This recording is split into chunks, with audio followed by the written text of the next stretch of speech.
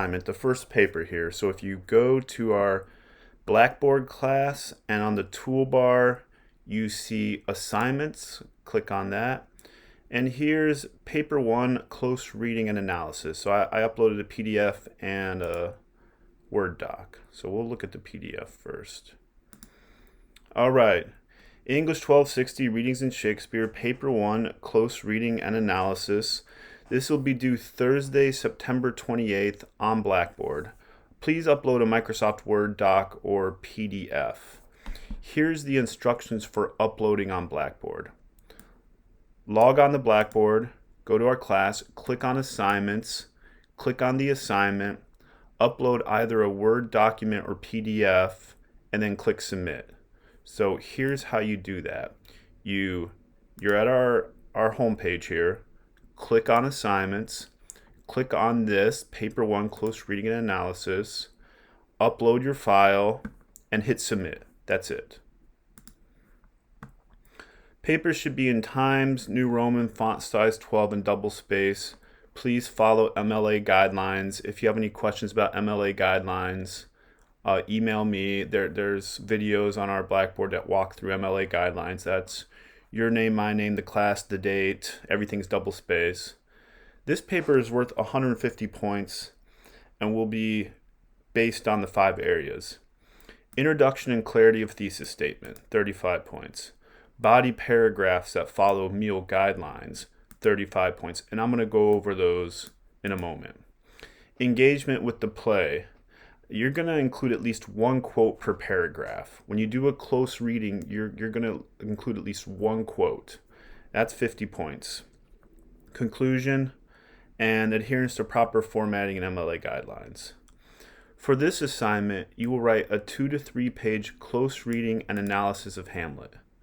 Close reading is an exercise designed to foster detailed critical analysis in order to find patterns and generate interpretations in a text. We have started doing some similar things with our forum entries, with our discussion boards, but this paper will take it a little further. When you analyze a text, you look at the significance of what has taken place. So instead of summarizing and saying what happened, you are looking at the importance of what has happened. So this paper is not a summary. You're not summarizing anything. You're not going to say, in Hamlet does this, does that. You're analyzing. You're taking what happened and illustrating why that's important or how that has affected the characters. Right here, right? Instead of summarizing, you are taking a scene, character, moment in the play and showing why it's important. Your paper should be structured with introduction, with the thesis statement coming toward the end of the first paragraph. Remember, the thesis statement is the main idea, what you're looking at. You should follow with 2 to 4 body paragraphs, one main point per paragraph that supports your thesis. Follow the meal guidelines. At the end of your paper, you should have conclusion, not simply summarizing your paper, but speaking to a larger issue or broader context. This is a very short paper, so I want you to focus on a few moments in the play that really speak to what you're talking about. You're just close reading. This is a really short paper. You can close read one soliloquy. You can close read a moment, and that's all you're doing. You don't have the space or time to look at the whole play. Don't start your paper with broad platitudes expressing some general statement that has nothing to do with the text. Everyone feels indecision from time to time. Everyone feels guilt. You're tying those thoughts. If you have a broad statement, tie that specifically in with the text, with the play. Don't just start with a broad platitude that really says nothing. Tie anything you think of in with the play. Think about the themes we have been discussing so far. Think about the themes in our class of guilt, indecision, revenge, melancholy. What parts and/or characters in Hamlet interact and illustrate these themes? So question 1, you can pick one of Hamlet's soliloquies, close read it, and tie it to a theme. Hamlet has 7 soliloquies, and here they are. Right? There they are. Pick one of these and close read it and tie it in our class themes. Make sure you break down and quote many parts of the soliloquy, follow the guidelines, watch the videos, and here's where they are. So a whole paper would just be one soliloquy. You would close read a few lines and then analyze it and then move on. That's it. Look at the character of Hamlet through one of our class themes. What are the reasons Hamlet wants to enact revenge? Right? Remember, the father's murdered. King Hamlet's murdered by Claudius, and he's haunted. The father asks, begs, pleads, Hamlet to enact revenge. How does Hamlet go about doing this? Is Hamlet's quest for revenge justifiable? Why and or why not? It's just tricky. It's not just, oh, hey, he's revenge. This is tricky, right? So look at revenge here. Why does Hamlet feel guilty? How does the guilt manifest and play out? Look at his relationships with others. He feels guilty about Ophelia. He feels guilty in other moments. He really feels guilty in the third soliloquy, right? After he talks to the players, the actors, and he realizes, you remember that, so what an ass I'm an ass, right? He feels guilty for not acting. And he feels guilty for not, immediately avenging the father's death and his treatment of others. So choose a few moments from the play and close read those. In what ways and why is Hamlet indecisive? What are the multiple reasons for his indecision? Hamlet is not, he's the opposite. Remember, he's the opposite of Hercules. He thinks, he's gnashing his, he's not immediately drawn to enact revenge. What are the multiple reasons for his indecision? When and how does he practice this? How does he overcome it? So he overcomes it, in the one of the later soliloquies, we'll see that. And also after meeting Fortinbras, right? So look at the many instances where Hamlet feels melancholy. Why does he feel this way? Look at many of the reasons. There are multiple moments that I point out in those videos where Hamlet is really feeling sadness over enacting in his inactivity. Choose one of these themes and look at a handful of moments. You're not doing each one, because I want you to choose one of these themes and go into detail. Look at Hamlet's relationship with others. Close read Hamlet and Ophelia's relationship. Who are they to one another? How does Hamlet treat Ophelia? And we've started looking at this a little bit. In what ways does Hamlet feel guilt, regret, and remorse over his treatment? Look at Hamlet's interactions with his friends, particularly Rosencrantz and Guildenstern. Why is he dismissive of them? Why does he not trust their motives? Look at Hamlet's relationship with his mother, Queen Gertrude. What does he think of her? How does he act toward and treat her? Feel free to choose other relationships as well, such as Hamlet and King Claudius, Hamlet and Horatio, Hamlet and Polonius, Hamlet and Laertes. Choose one and look at moments from the play. Why does Hamlet act mad? Look at the moments in the play where Hamlet is acting mad. What are the reasons? What effect does this have on others? Is his acting justified? And we see that close reading in many of the acts and scenes as well. If you want to choose something else, you could talk about the play within the play, the mousetrap, other moments, but let me know, right? Remember, I'm reiterating this and doubling down this. This is a short paper, so you're only looking at a few moments and close reading lines from the play. Each body paragraph will have at least one or two quotes from the play. Make sure you watch the video and close read the meal paragraph handout.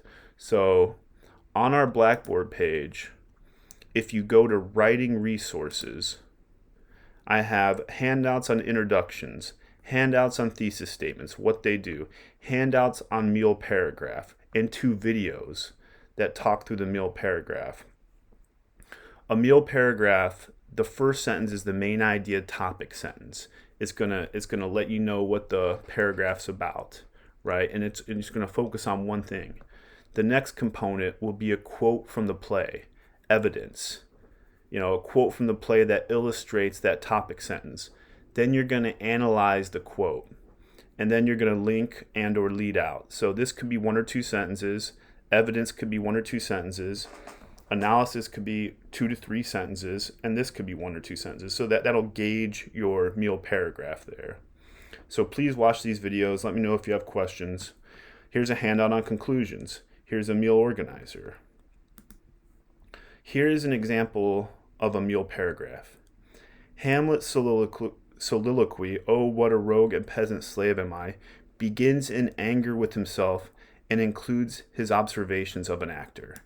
So this, if my paper is looking at his third soliloquy, that's the topic sentence. It's anger, and he's observing the actor. So that's the topic sentence, main idea. Here's my evidence. The soliloquy starts, and you always want to lead into the quote. You don't want a quote to stand on its own. "Oh, what a rogue and peasant slave am I. Is it not monstrous that this player here, but in a fiction, in a dream of passion, could force his soul so to his own conceit?" And here's how you quote from the play. Act 2, Scene 2, lines 560 to 563.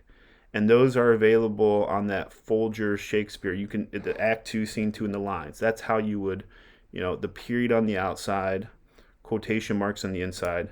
That's how you quote from the Shakespeare play there, how the in-text citation goes. So, main idea, there's my evidence, and here I'm analyzing the evidence. I'm showing what the evidence is doing. Here, the first line showcases how Hamlet is angry with himself for his failure to enact revenge for his father's death. He is also astonished how an actor can call forth so much emotion for something not real. Hamlet is comparing himself with the actor and sees at the beginning how he falls short compared to and here's another quote, "tears in his eyes, distraction in his aspect, a broken voice, and his whole function suiting with forms to his conceit. And all for nothing?" So for your body paragraph, this is going to be double spaced too. I'm fine with one quote. You don't need to include two. And here I am. I'm analyzing and wrapping it up. Again, Hamlet marvels at how the actor can cry over nothing. However, however, it is through his observation that Hamlet gathers a key idea to use the actors in an attempt to catch Claudius showing signs that he murdered Hamlet's father. So there's an example of a meal paragraph. How to structure your paper. And I would recommend doing an outline. Introduction. Jump right into your topic. Give a few areas you will look at. End your introduction with a thesis statement, which is the main idea. And again, there are handouts on thesis statements. I'll include some videos on this. Please watch these and follow along. Body paragraph 1. Think of this being about a half a page. Choose one aspect and talk about it. Each body should have at least one quote. Follow meal paragraphs. Body paragraph 2, do the same. 3, do the same. 4, do the same. Conclusion. Your conclusion is going to be similar length to your introduction and your body paragraphs. Touch upon and synthesize what you talked about. Answer the so what question. Why is what you talked about important? And what does it show? And if you follow this will give you 2 to 3 pages. What I'd recommend doing is writing this down. What's going to be your first body paragraph focus on? What's the second? What's the third? What's the fourth? And that's the paper. So that's a pretty quick look at the paper. We have a couple weeks before it's due. I think now your best bet would be to read Hamlet. If you feel so inclined, watch the videos. Choose a topic area that jumps out to you. And just start free writing and making notes on it. Is there a favorite soliloquy you like? Look at one of the themes, Hamlet through one of our themes. Look at Hamlet's relationship with others. So that's a quick overview on paper 1. Please, if any of you are having trouble coming up with something to write about, email me and we can set up a Zoom meeting where I can meet you on campus. Do it though. Don't email me Wednesday night, September 27th. I don't have anything. Email me earlier, and we could walk through the paper, talk about it in detail, and set it up. All right, so that's paper 1.